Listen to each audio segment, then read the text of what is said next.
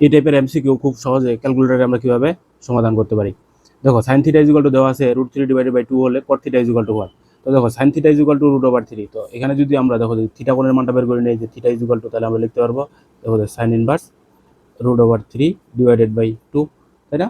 তো এখান থেকে যদি আমরা থিটা কোণের মানটা বের করে নিই, দেখো যে শিফট এই যে সাইন ইনভার্স আর ওখানে উপরে দেওয়া ছিল যে √3/2 ইজ ইকুয়াল, এই যে দেখো আমরা এখান থেকে থিটা কোণের মানটা পেয়ে গেলাম। থিটা কোণের মানটা কত পেয়েছি, যে 60 ডিগ্রি। এখন এই থিটা কোণের মানটা যদি আমরা tan থিটা বসাই দিই, তাহলে কিন্তু আমাদের আনসার পেয়ে যাব।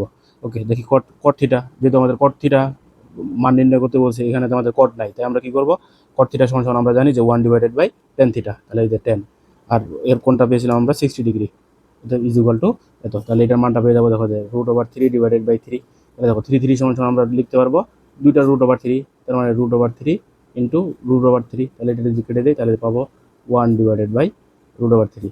এটাই হলো আমাদের আনসার। তো আশা করি সবাই বুঝতে পারছি। ঠিক আছে, ওইভাবে করে দেখো। এরপরে আমরা 2 নম্বরের সমাধান করি। দেখো cosec theta is equal to দেওয়া আছে যে √5/2, তাহলে কোসেক থিটা সমান সমান আমরা কি জানি, দেখো কোসেক থিটা সমান সমান আমরা জানি 1/sin theta, 1/sin theta is equal to √5/2। এখন আবার আমরা কি করতে পারবো, দেখো সাইন থিটাটা যদি উল্টাই দিই, তাহলে sine theta is equal to আমরা লিখতে পারবো 2/√5।